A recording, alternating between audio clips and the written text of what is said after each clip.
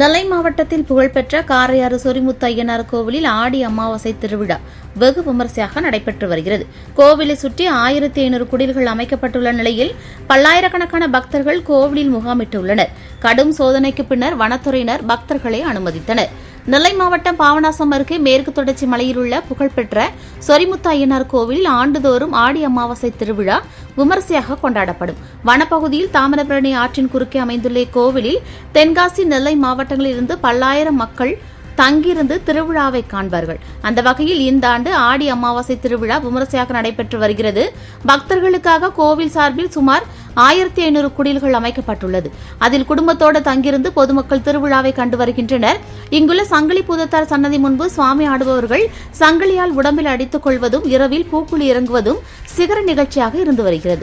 அந்த வகையில் மதியம் சிறப்பு பூஜை நடைபெற்ற நிலையில் பக்தர்கள் விரதமிருந்து சங்கிலியால் அடித்துக் கொண்டனர். பொதுமக்கள் நீண்ட வரிசையில் காத்திருந்து சாமி தரிசனம் செய்தனர்.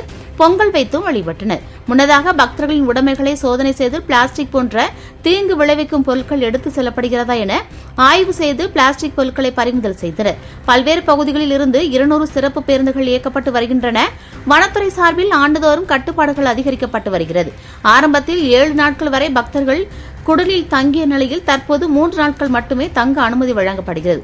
மேலும் ஒரே ஒரு நாள் மட்டுமே தனியார் வாகனங்கள் மேலே அனுமதிக்கப்படுகின்றன. தற்போது அரசு பேருந்துகளில் மட்டுமே பக்தர்கள் அனுமதிக்கப்பட்டனர். கோவிலை சுற்றி 120 நடமாடும் கழிவறை அமைக்கப்பட்டுள்ளது. கூட்ட நெரிசலை கட்டுப்படுத்த 600க்கும் மேற்பட்ட போலீசார் பாதுகாப்பு பணியில் ஈடுபட்டு வருகின்றனர். மேலும் வனத்துறை, தீயணைப்புத் துறையினர் கோவிலில் முகாமிட்டு பாதுகாப்பு பணியில் ஈடுபட்டு வருகின்றனர். கோவில் முன்பு ஆற்றில் பக்தர்கள் நீராடுவதால் தீயணைப்புத் துறையினர் தயார் நிலையில் மீட்புப் பணியில் ஈடுபட்டு வருகின்றனர்.